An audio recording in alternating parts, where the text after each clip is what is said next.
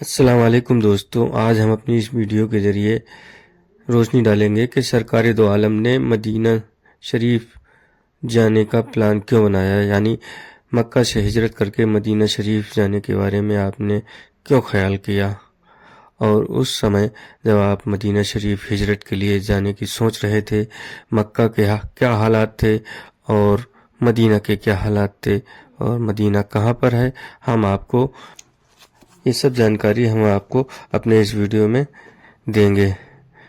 قریش کے اتیاچار دن پہ دن بڑھتے جا رہے تھے، تبلیغ کا کام بہت مشکل ہو گیا تھا۔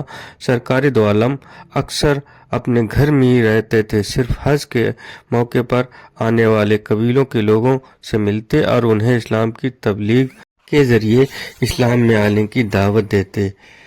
آپ سرکار دو عالم نے مکہ کے سبھی قبیلے والوں کو اسلام میں آنے کی دعوت دی۔ آپ سرکار دو عالم نے ان قبیلے والوں سے یہ بھی کہا کہ اگر آپ اسلام نہیں اپنانا چاہتے مت اپنائیے، پر ہمیں ہمارے دین کی تبلیغ کرنے کا ایک موقع دیجیے۔ پر ان قبیلے والوں نے آپ سرکار دو عالم کا اس بات پر بھی ساتھ نہیں دیا۔ اس لیے آپ کو ایسا نظر آنے لگا کہ مکہ میں رہ کر دین کی تبلیغ کا کام بہت مشکل ہی نہیں بلکہ وقت کو ضائع کرنے والی بات ہے، اور اس لیے سرکار دو عالم نے ایسی جگہ کے بارے میں سوچنا شروع کیا جہاں پورے آزادانہ طور پر دین کی تبلیغ کا کام کیا جا سکے۔ اس طرح آپ لوگ سمجھ گئے ہوں گے کہ مکہ سے ہجرت کرنے کی سرکار دو عالم کی وجہ کیا تھی۔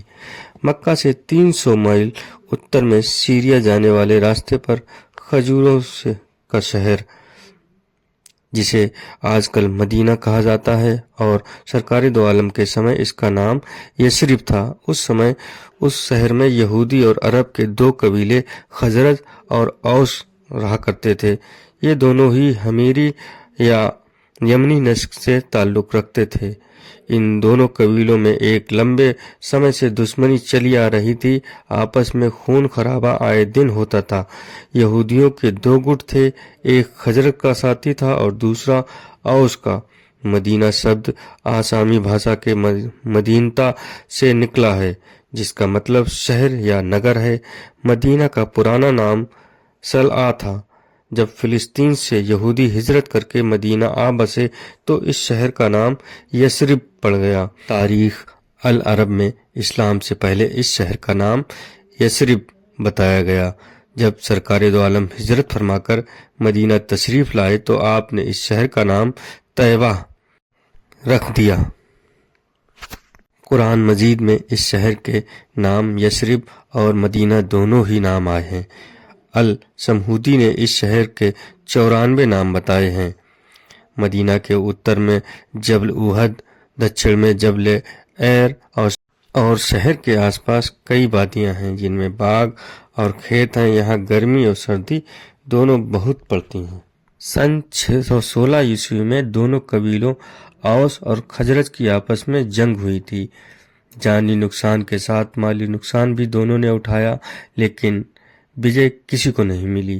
یہ دونوں لوگ بدوؤں کی طرح خانہ بدوش نہیں تھے، یہ کاشتکار تھے، کاریگر تھے اور ایک جگہ پر آباد تھے۔ اس لیے یدھ کے بعد بھی یہ ہمیشہ ایک دوسرے کے سامنے رہتے تھے، جس سے ہر وقت نئے جنگ کے شروع ہونے کا ڈر لگا رہتا تھا۔ دونوں قبیلے مار کاٹ اور خون خرابے سے تنگ آ کر اس بات پر سوچنے لگے کہ یثرب میں کوئی حکومت ہونی چاہیے۔ حکمراں ایک ایسا شخص ہونا چاہیے جو ایماندار اور انصاف پسند ہو۔ یثرب کے یہودیوں کا اس بارے میں یہ خیال تھا کہ اس یگ میں ایک نبی پیدا ہونے والا ہے، اور یہودیوں کا خیال تھا کہ وہ نبی ہماری ہی قوم سے ہوگا اور ہم اس نبی کے ساتھ مل کر دنیا سے ظلم اور ظالموں کو مٹا دیں گے۔ یثرب کے عرب بھی دوسرے عربوں کی طرح بت پرست تھے۔ دوسرے عربوں کی طرح حج کے سمے میں یہ لوگ بھی حج کے لیے مکہ جایا کرتے تھے۔ سن 620 عیسوی میں حج کے سمے پر خزرج کے کچھ لوگوں نے مکہ میں سرکار دو عالم کے نبوت کے بارے میں سنا۔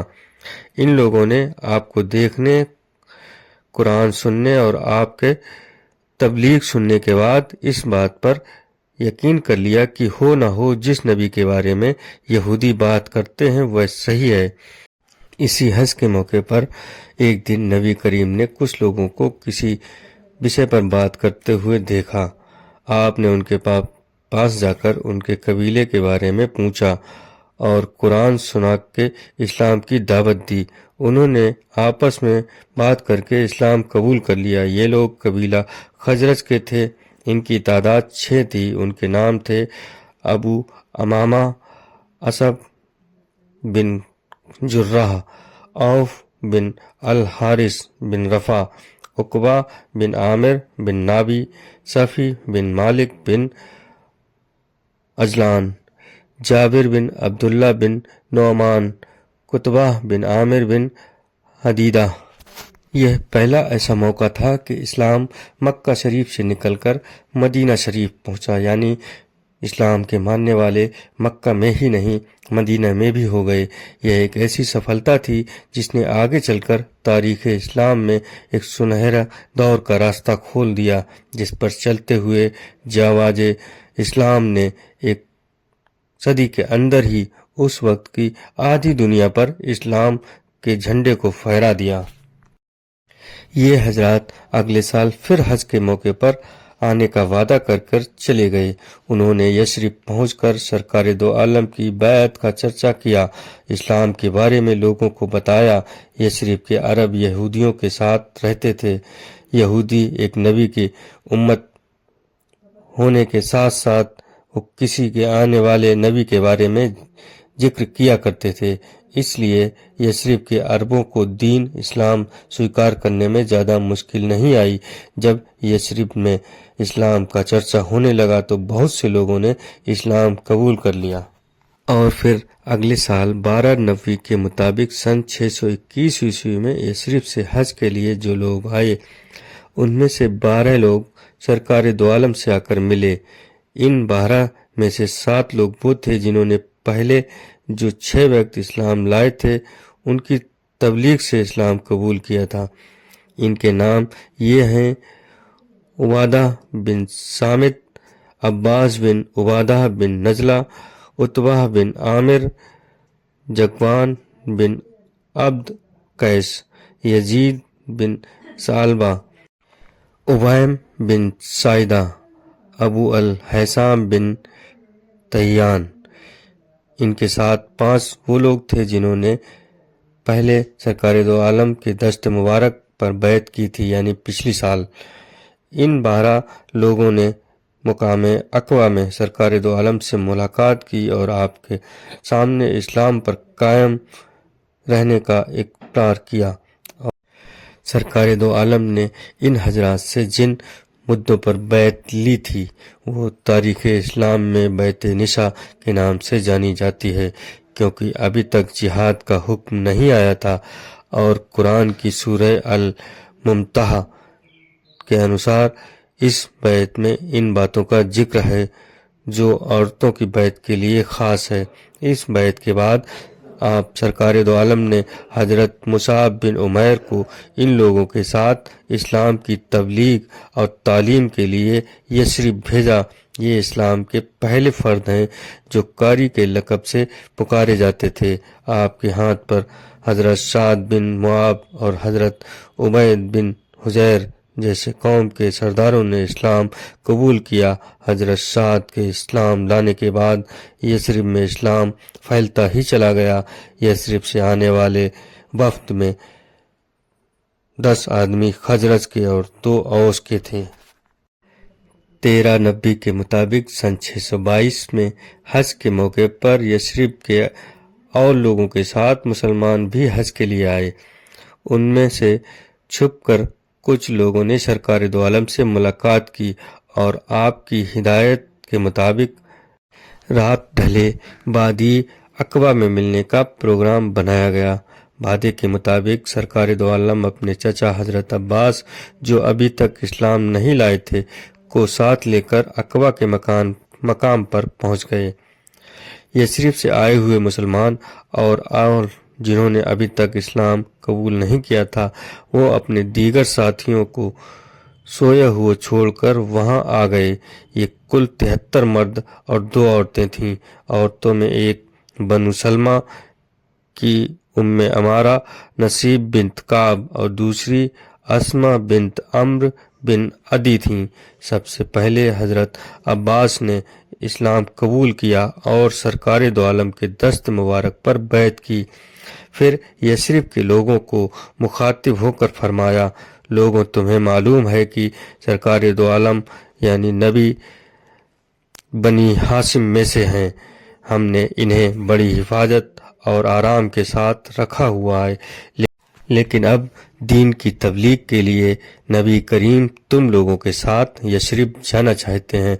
अगर तुम अपने वादे पर पूरे उतरो और अपनी जिम्मेदारी को निभा सको तो इन्हें ले जाओ। अगर तुम यह महसूस करते हो कि तुम्हें नबी करीम को दुश्मन के हवाले करना और इनका साथ छोड़ देना पड़ेगा तो अभी छोड़ दो, क्योंकि ये अपनी कौम में मजबूत हैसियत और अपने शहर में बहुत ही महफूज मकाम रखते हैं।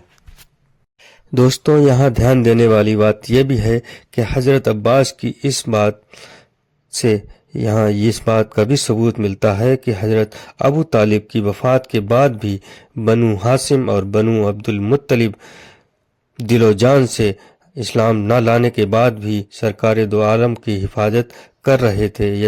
और यहीं से ये बात भी सिद्ध हो जाती है कि यसरिब जाने का इरादा सरकार दो आलम ने दीन की तबलीग के लिए किया था, ना कि डर की वजह से।